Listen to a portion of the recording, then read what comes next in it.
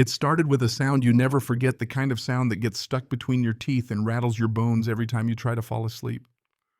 Steel on bone, glass shattering, and that sharp yelp of pain. Yeah, that's how my Christmas season began.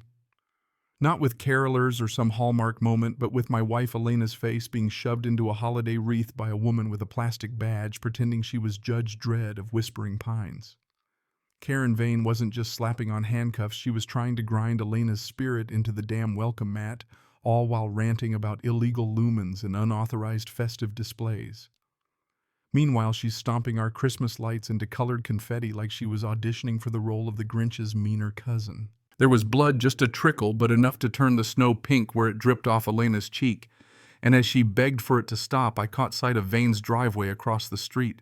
17 vintage Harleys parked up shining under the street lamps, a display worth more than most people's houses, just sitting there like a giant middle finger to every working stiff on the block.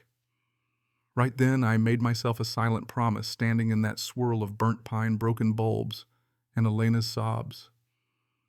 By the time I was through, those bikes wouldn't just be repossessed, they'd be history. Name's Jack Miller, folks call me Wrench. 52 years old with hands so scarred up they look like someone drew a map of Georgia on them with a razor. I've been turning wrenches at Iron Horse Garage in Marietta for over 30 years. Our shop always smells like old oil and hard truth. Elena, my wife, my heart teaches third grade at Maplewood Elementary, the kind of woman who has paint under her nails year-round and enough warmth to melt February. Every December, she transforms our little ranch house into the kind of Christmas display that makes kids stop and stare. 3 years in a row, we won the Best Holiday Spirit Award. The trophy sits on the mantle next to my dad's Purple Heart, a reminder that, hey, blue collar doesn't mean invisible. But you know how it goes. Some folks can't stand seeing joy that wasn't store-bought. Staying in your lane is easy until someone like Karen Vane plows straight through your life. She rolled into Whispering Pines 18 months ago, bought the biggest McMansion on the hill, all marble floors and echoes. She was 6 feet of bad attitude, 45 years old, and built like a linebacker who'd run out of teams to play for. Couldn't hack it as a cop, failed the psych test twice for instability and excessive force, if you can believe that. Ended up as an insurance investigator poking around for fraud, but clearly with other ambitions. That's when the bikes started showing up. 17 motorcycles, each one a showpiece, each one with a story she couldn't quite explain.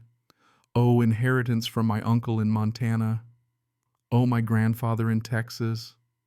Always dead relatives, how convenient. Problem is, I recognized a few of those bikes from cases I'd seen around town, machines that vanished from police impounds, supposedly never found. You can fool a lot of people, but you can't fool a mechanic with a memory for VIN numbers. Karen C., she loved power. And when the Homeowners Association needed a new president, nobody else stepped up. Nobody wants to referee arguments about mailbox heights or Christmas inflatables, right? But Vane did. Oh, she practically licked her chops. Within a week, she's parading around in a Civic with amber lights, strapping on a tactical vest, a community compliance officer badge, and handing out fines like Halloween candy. She turned the neighborhood into her own little police state. Things got real tense that November. I'm out in the driveway elbow deep in a Sportster engine when I hear her boots crunching up the gravel. Sounded like someone stepping on bones. Your grass is half an inch too long, she snaps, holding up a metal ruler like she's about to knight me for crimes against landscaping. $50 fine right there. But that wasn't the real shot across the bow. Nope, that came on November 28th when Elena, sweet stubborn Elena, hung up the Christmas lights.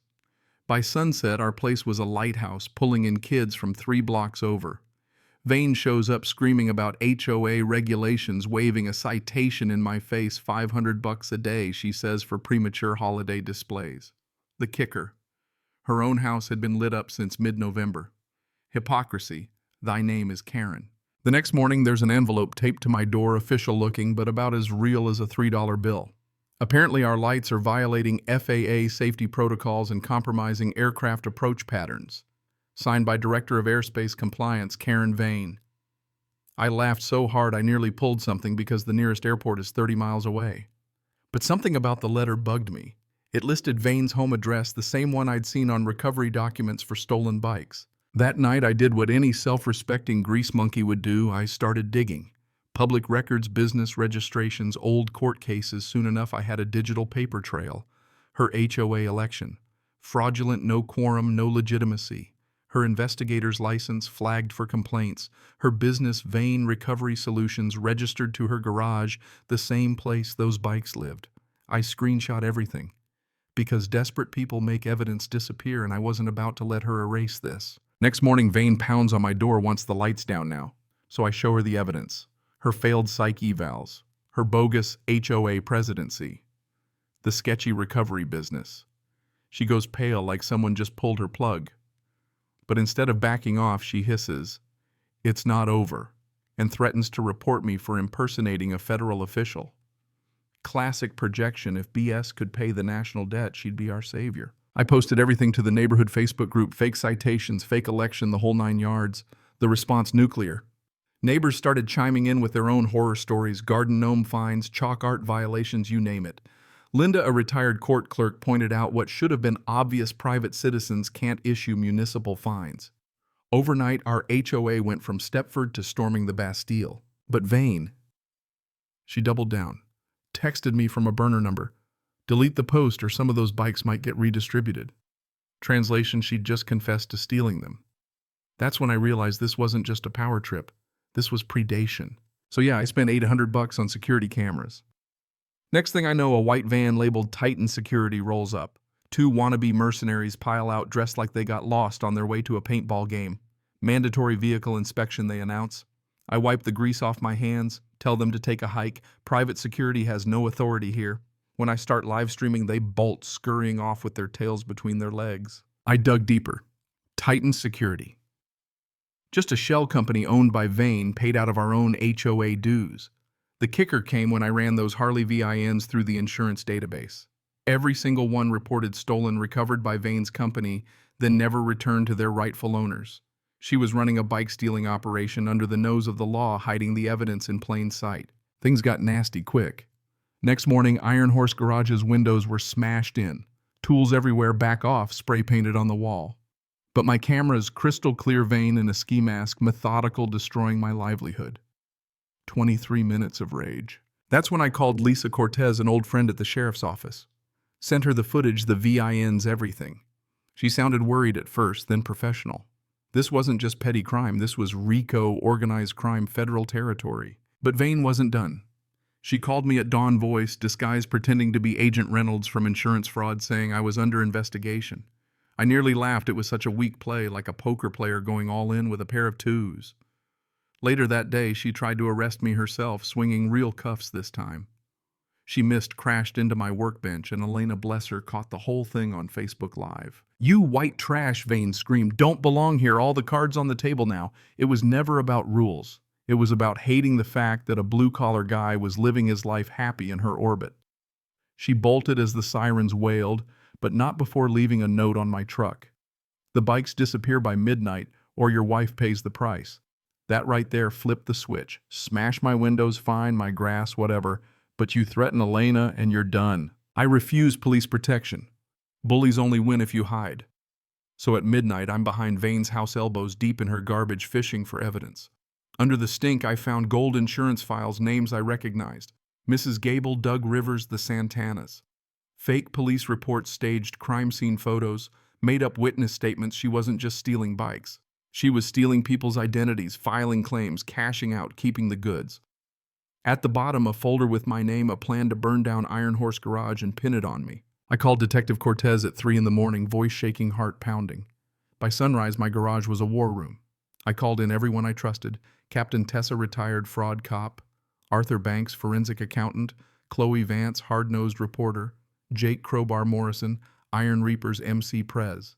We built our case, traced $2 million in theft, locked up a RICO case so tight it could strangle a python. But evil gets desperate. That night, a crash, Elena's art studio in flames. 20 years of ornaments destroyed. Her masterpiece, 6 months in the making, slashed to ribbons. Last warning in blood red. Cameras caught Vane muttering about how that art teacher thinks she's better than me. It wasn't about rules. It was about envy, her hatred for beauty, her own emptiness. Cortez got the warrant. Vane wasn't waiting around. At 2 a.m, engines roared. I looked out, 4 bikes missing. A text: "Check the old quarry off Route 41. See what happens to people who cross me.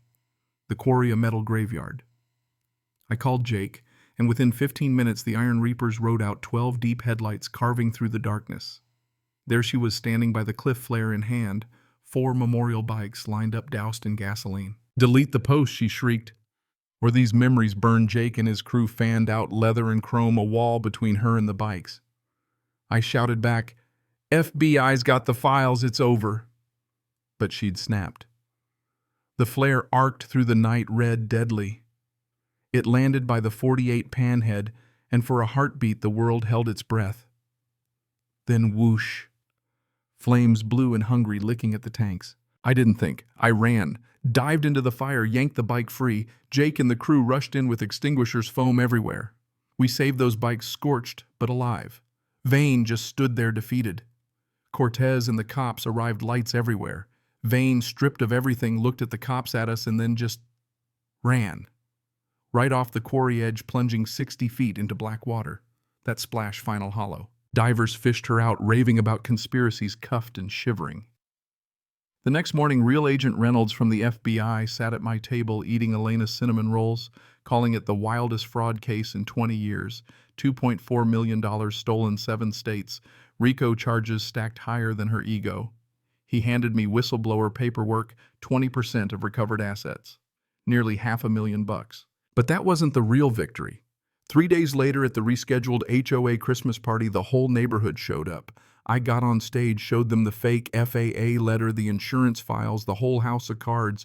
She didn't just steal money. I told them she stole your memories.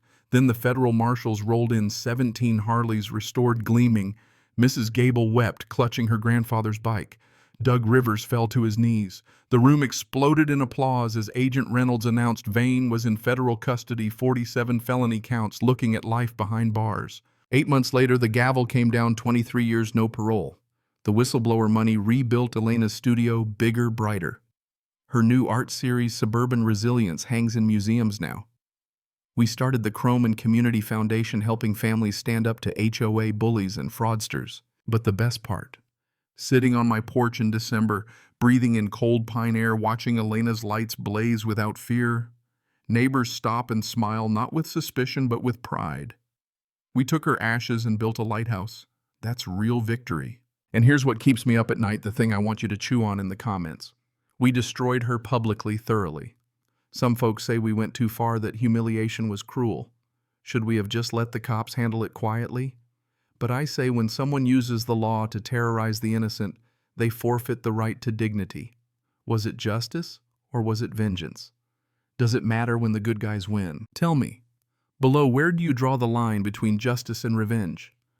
Ever had to fight back against someone abusing power? Drop your stories. Hit like, subscribe.